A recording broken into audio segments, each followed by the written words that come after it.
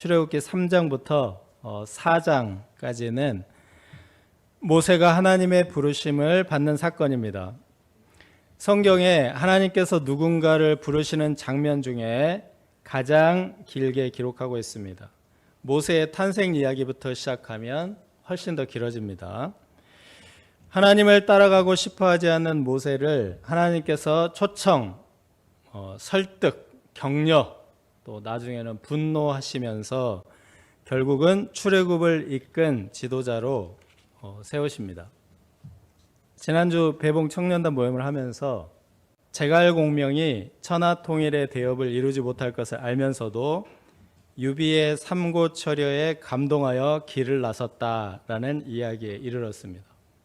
네, 인재를 얻기 위해서 깊은 산속 그 제갈량의 초가집을 3번이나 찾아갔던 일화, 그 일화를 그린 그림입니다. 제갈량이 똑똑하기 때문에 대업을 이루지 못할 것이다, 힘들다는 것을 알았지만 인재를 영입하는 유비의 태도에 감동하여 응하였습니다. 그런데 오늘 모세는 하나님의 계획이 성공이 보장되었음에도 불구하고 가려고 하지 않습니다. 왜 그렇습니까? 첫째, 이 큰 광경을 보리라. 1절에서 4절입니다. 네, 모세가 양떼를 몰고 광야를 지나 호렙산에 이르렀습니다. 모세는 예상하지 못했지만 이곳은 장차 하나님의 산이라고 불리게 될 특별한 장소입니다. 모세 이때 나이가 80세로서 애굽에서 미디안 광야로 피신한 지 40년 후입니다. 그런데 모세는 왠지 의욕이 없어 보이죠. 40년이 되도록 자기 재산을 모으고 가정을 세우는 데 관심이 없었는지 모세가 모는 양떼는 자기 양떼가 아니라 아직도 장인 이드로의 양떼를 몰고 있습니다. 남의 양떼를 모는 것을 비유하자면 요즘에 편의점 고정 알바나 게임방 고정 알바 정도에 해당합니다. 이제 모세와 비슷하게 바단 아람으로 도주하여 외삼촌의 양을 쳤던 야곱은 20년 만에 2떼나 이루지 않았습니까? 양떼를 광야 서쪽으로 인도하여 갔다는 표현도 마찬가지입니다. 서쪽은 해가 떨어지고 저물어가고 어둠이 다가오는 등 의욕도 사라지는 느낌입니다.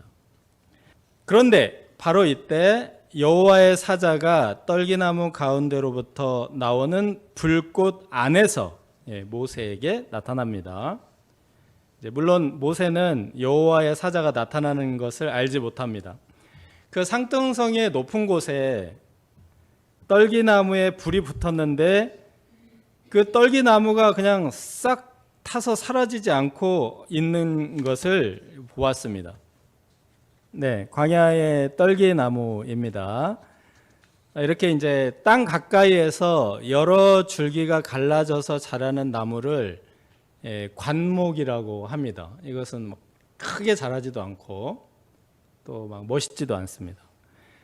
보통 이제 나무들이 굵직한 중심 기둥이 있는 그 나무를 교목이라고 하는데 그 교목에 비하면 볼품도 없고 또 이제 목재로도 사용할 수 없기 때문에 쓸모없는 나무로 여깁니다. 떨기나무. 그 광야에서 이런 나무에 종종 자연 발화가 일어난다고 합니다. 떨기나무에 이렇게 불이 붙으면 금방 타서 재가 되고 꺼져버리는 것이 상식인데 이 떨기나무는 계속 타도 재가 되어 사라지지 않고 불도 꺼지지 않습니다. 모세는 잘 몰랐지만 하나님께서는 이렇게 해서 모세의 호기심을 자극하며 나타나신 것입니다. 양떼를 몰고 호렙산을 지나쳐서 가려고 하다가 떨기나무에 붙은 이 불 때문에 돌이켜서 호렙산으로 올라간다는 이야기입니다. 내가 돌이켜 가서 이 큰 광경을 보리라. 오래도록 타도 꺼지지 않는 불이라서도 신기했지만 이 불길 자체가 굉장히 대단했던 것 같습니다. 이 큰 광경을 보리라. 해가 저무는 어둑어둑한 서쪽 광야에 마치 다시 태양이 떠오르는 것처럼 어마어마한 불길이 일어났던 것 같습니다. 80살 된 할아버지 모세가 떨기나무에 붙은 불을 보기 위해서 가파른 산을 오르는 모습을 하나님께서 보셨습니다. 하나님께서 떨기나무 가운데서 모세를 부르십니다. 모세야, 모세야, 내가 여기 있나이다. 모세는 깜짝 놀랐을 것입니다.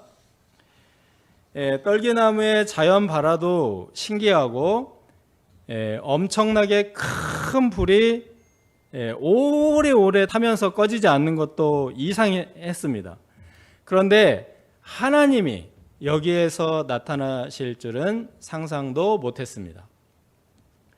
하나님은 왜 떨기나무에 붙은 큰 불로 나타나셨을까요? 이것이 모세를 통해 하실 일을 보여주는 그림이기 때문입니다. 떨기나무는 딱 지금 모세의 형편을 보여줍니다. 40년 전에는 이집트 왕자였으나 지금은 직업 중에 가장 천하고 무시받는 양치기입니다. 40년 전에는 의욕이 펄펄 넘치는 40대 품절남이었으나 지금은 어디서도 환영받기 힘든 80대 노인입니다. 40년 전에는 힘과 패기와 생명력이 넘치는 백향목 같았으나 지금은 광야의 떨기나무 같이 힘도 의욕도 볼품도 없습니다. 이제 노후나 무사히 보내면 다행이다 싶어서 떨어지는 낙엽도 조심조심 하면서 이 서쪽으로 뉘엿 해가 지는 인생입니다.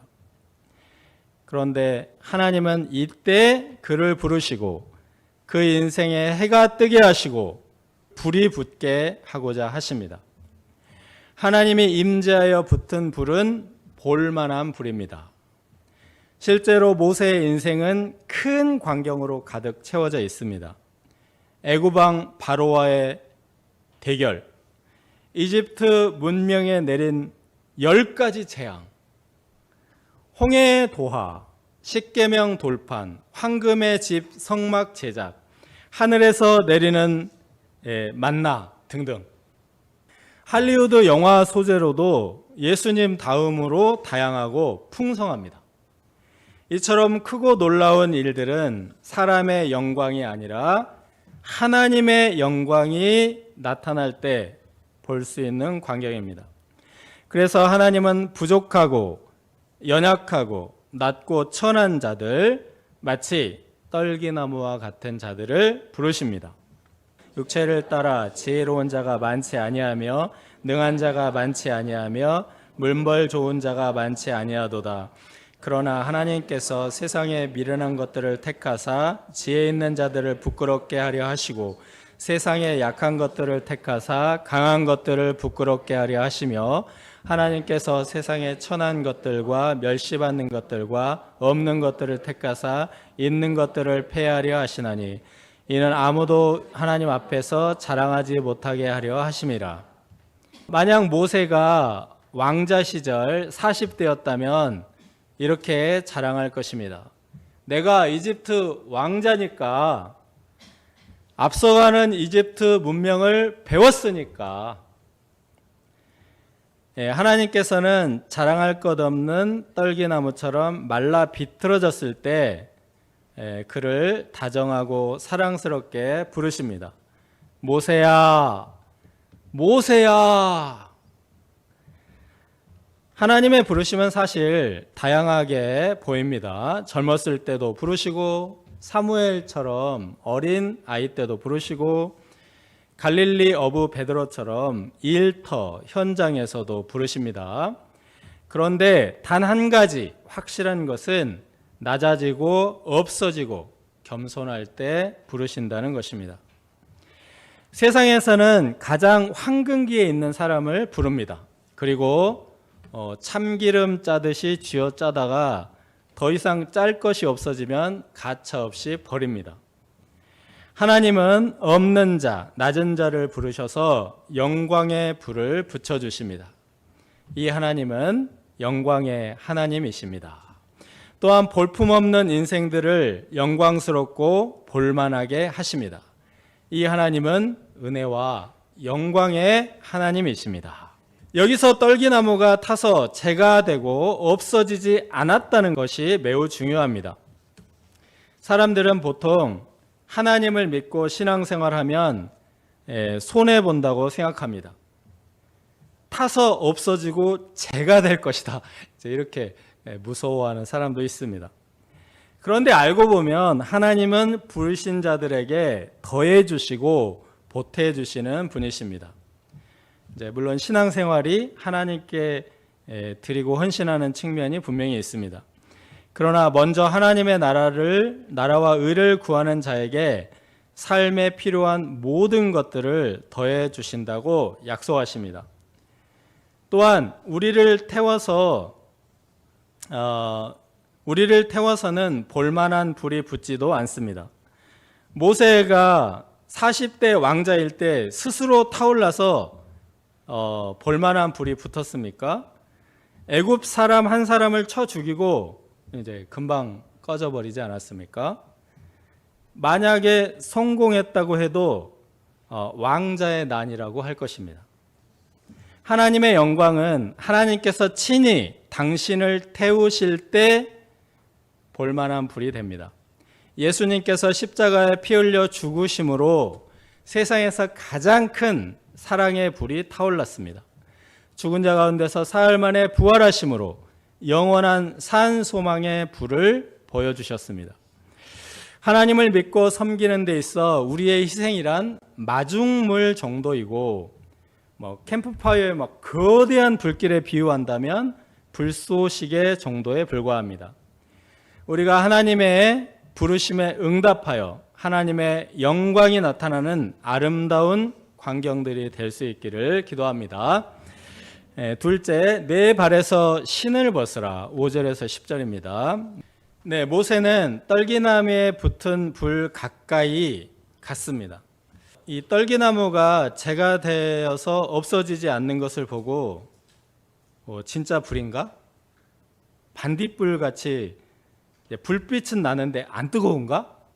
이렇게 싶어서 너무 호기심에 이렇게 막 만져보려고 하지 않았을까요? 그래서 아주 가까이 갔던 것 같습니다. 이리로 가까이 오지 말라. 내가 선 곳은 거룩한 땅이니 내 발에서 신을 벗으라. 하나님께서는 모세에게 내 발에서 신을 벗으라 하십니다. 모세가 선 곳은 거룩한 땅이기 때문에 신을 벗어야 한다고 하십니다. 다소 이해가 어려운 이 말씀은 여러 가지가 있지만 이제 두 가지 큰 의미를 이제 살펴보겠습니다. 첫째는 하나님께서 이곳에 나타나셨기 때문에 거룩한 땅입니다. 원래 산이란 그냥 여기저기 널려 있는 여느 산이나 다름없습니다. 그런데 그곳에 하나님께서 나타나셨기 때문에 거룩한 산, 하나님의 산 호렙이 되었습니다. 둘째는 내가 선 곳이 거룩한 땅이라고 하십니다. 모세가 발 딛고 서 있는 곳, 자기 양도 아니고 장인의 양떼를 몰고 있는 목자의 삶, 그것이 거룩하다는 말입니다. 모세는 이집트 왕자였을 때 특별해 보이고 거룩해 보였는데 지금은 아니지 않습니까? 보통 세상 사람들은 거꾸로 생각합니다. 모세도 왕자 시절에는 내가 특별하다 이렇게 생각했습니다. 그래서 자기가 노예인 동족들을 자기 힘으로 구원할 수 있을 것이라고까지 생각했습니다. 그런데 그 결과는 한 사람을 쳐 죽이고 암매장하는 폭력과 살인과 도망이었습니다. 특별하지도 위대하지도 않았습니다. 그런데 겉으로 가진 것 하나도 없는 지금 서 있는 곳이 거룩하다고 하십니다. 그 이유는 그에게 있는 하나님의 잘생김 때문입니다. 모세가 태어났을 때 모세의 어머니가 아기에게서 잘생긴 것, 하나님의 토부를 보았습니다. 하나님의 선한 뜻이 있는 곳은 그곳이 어디든 그가 누구든 그 선 곳이 거룩합니다. 믿음의 조상 야곱은 형 에서를 피해서 도망치다가 돌베개를 베고 노숙하던 중에 하늘에 닿는 사다리 꿈을 꾸었습니다. 그는 벌떡 일어나서 자기가 누운 곳이 거룩한 땅임을 깨달았습니다. 여호와께서 과연 여기 계시거늘 내가 알지 못하였도다. 두렵도다 이곳이여 이것은 다름 아닌 하나님의 집이요 하늘의 문이로다. 예수님의 수제자 베드로는 물고기를 잡다가 고깃배 위에서 예수님을 창조주 하나님으로 만나고 그 앞에 엎드려 고백합니다. 주여 나를 떠나소서 나는 죄인이로소이다. 베드로의 일터가 거룩한 곳이었던 것입니다. 그러므로 하나님께서 모세에게 신을 벗으라 말씀하십니다. 이 고대 신을 벗는 행위는 권리를 포기한다 또는 앞에 있는 상대방을 매우 존중한다는 뜻입니다. 전쟁에서 패배한 포로들의 신을 벗겼고 비천한 종이나 노예들을 벗은 발로 일하게 해서 도망치지 못하게 하였습니다. 또 고대 사람들이 신전에서 제의에 참여할 때 보면은 다 신을 벗고 있습니다. 그 신을 벗어서 최고의 존경을 표시하였습니다. 내가 당신의 종이니 마음대로 처분하소서. 시키는 일은 무엇이든지 하겠습니다. 라는 표시로 신을 벗었습니다. 내가 선 곳은 거룩한 땅이니 내 발에서 신을 벗으라. 모세는 금방 알아들었을 것입니다. 그런데 이 모세에게 너무나 가혹하고 자존심 상하는 말씀입니다. 모세가 포기할 권리가 어디 있습니까? 그가 모는 양떼도 다 장인 어른의 양입니다. 보리 서말만 있어도 안 한다는 처가살이 벌써 40년째입니다. 그가 가진 것이라고는 신발 한 짝입니다. 그런데 이것마저 벗으라는 말 아닙니까? 지금 모세에게 유일하게 남은 권한, 아무것도 없습니다. 자기 공간도 없고 아무것도 없습니다. 유일하게 남은 것이라고는 자기가 하고 싶은 대로 할 수 있는 것이라고는 양떼를 몰고 어디로 갈까? 딱 이거 하나입니다. 방향을 정하는 것입니다. 왜 신을 벗어야 합니까? 왜 자존심과 권리를 내려놓아야 합니까? 그가 선 곳을 거룩하게 만드신 하나님 때문입니다. 하나님의 자기소개는 이러합니다. 나는 내 조상의 하나님이니 아브라함의 하나님, 이삭의 하나님, 야곱의 하나님이라. 아브라함, 이삭, 야곱 모두 아주 평범하거나 평범 이하의 사람들입니다. 그런데 하나님께서 만나주셨고 그들이 하나님의 부르심에 응답하였고 하나님께서 그들과 동행하셨기 때문에 그들은 지금 온 인류가 볼만한 영광스러운 인생들이 되었습니다. 이 하나님 앞에 우리의 발에 흙먼지 묻은 신발을 벗지 않을 수 없습니다. 그 앞에 신발을 벗어 영광과 존귀를 표시하기에 마땅하신 하나님이십니다. 모세는 얼른 신발을 벗고 하나님 배웁기를 두려워하여 얼굴을 가렸습니다. 애굽에서 고통하는 백성들을 해방시켜 가나안 7 족속의 땅, 젖과 꿀이 흐르는 땅으로 데리고 가신다. 이 계획은 아브라함에게 하셨던 언약 그대로입니다. 하나님은 이 일을 이루고자 하십니다. 하나님께서는 무려 430년 전에 아브라함에게 하셨던 약속을 잊지 않으시고 말씀하신 대로 성취하고자 하십니다.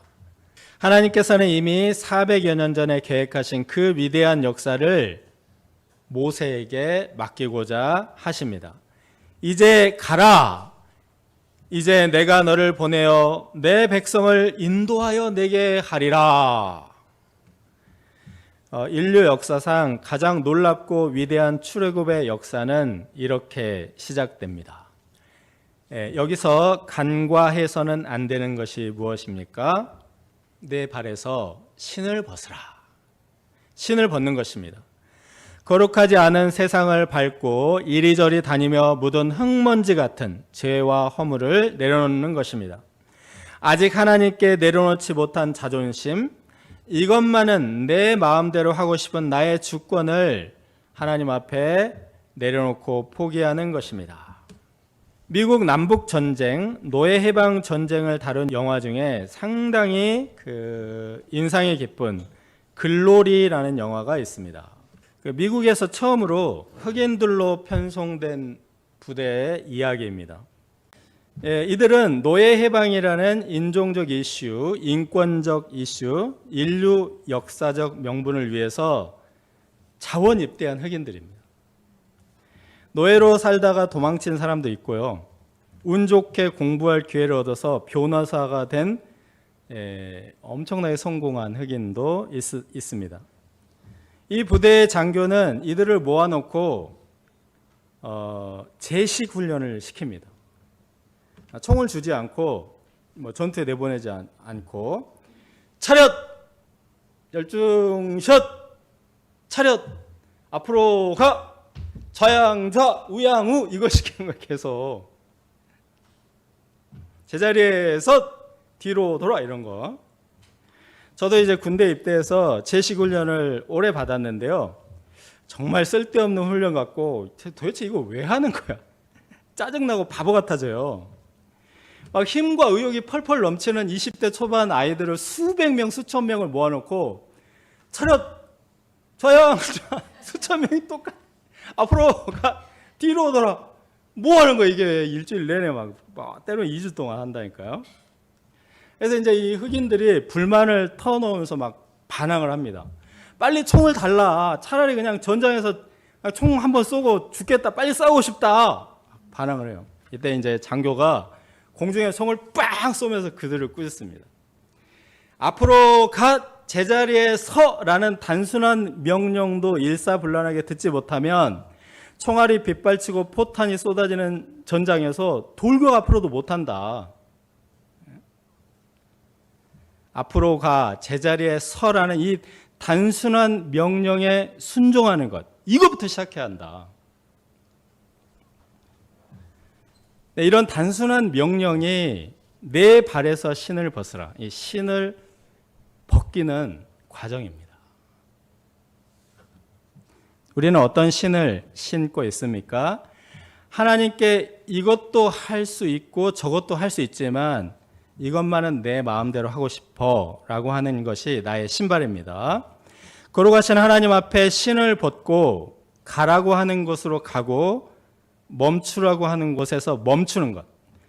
때로는 뒤로 돌아가! 하면 이제 완전히 방향을 바꿔서 뒤로 돌아가는 것.